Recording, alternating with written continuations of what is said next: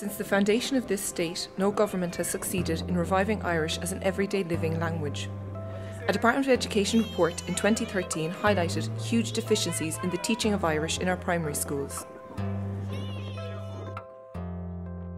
After 8 years of being taught Irish as a second language, the majority of primary school children leaving 6th class do not have a basic command of the language. But we can change this.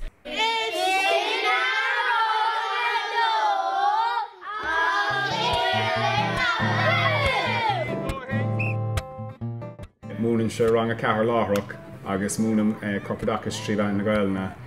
Is dólam go raibh úntaach go bhfuil míad an ann ar teanga úsáid lasmuid an seomáranga agus go mámar cíimse ar leanaí scoile ag feabhsúa ó lá go lá. Déanam í drillinna agsúla gach seachtain agus is even though dhéanamh in áiríar. So de gná bí mé cointas na daltaí nóir tá na drillna a dhéanamh agam. Bí na daltaí ag fécinn dorm agus tuigeann si cadatá rá agam tuis go bhfuil na gníomhachtaí agsúla a dhéanamh agam. Is gan dóthar bit I meid na buine na daltaí a lá an tainmh as na geachtainna seo trí bhean na Gaeilge. In áiríar le feicim na daltaí Gach an lá agus rudaí árá a trí bhean na Gaeilge agus tá sé anías chuna sin éiscint. Nuair nachhfuil siad a dhéanamh agam bí na daltaí cuireann siad ceistorm chun na gníomhachtaí dhéanamh agus a bhaistar an féidirling sin dhéanamh an cléir sin.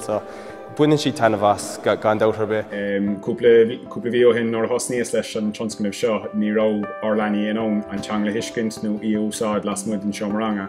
Ach díad ar níos agus credan an ácred is léirdúin go bhfuil ar leanaí ag feabhsúla láthraach. Go bhfuil níos má phrásaí acu agus go bhfuil siad ag buint anna hainmhas an teanga chumá. Sprálum Tumoideachas á Scoil, bíon an a crackham. All P and I is even mum A. It's great fun. Gan áras bí nascóid ar an teanga agus sport néireann agus is cuid dar naoireacht agus dar galtóirí an bhhéilean. Is dólam bhfuil Tumoideachas arúnach agus bhfuil Tumoideachas arás just chun bhhéil na corc an cín agus is léirdom bhfuil annachcuid spéise goin sa Scoil. Ag an nátáinniu bhain bíam se ag móna Tumoideachas, matematica, drámaíochta, alína agus ceol trí bhean na Gaeilne agus ní bhíon ar leanaí ag grán bíonn siad áthasach go bhfuil siad an ann an teanga úsáid agus í le huiscint agus is rud deasa is rud úntacha in áiríar don ar Scoil.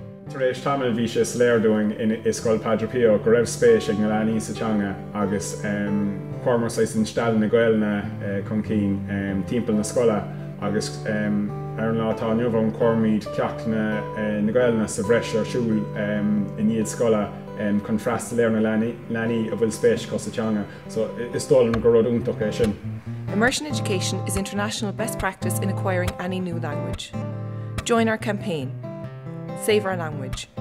Immersion Education for all.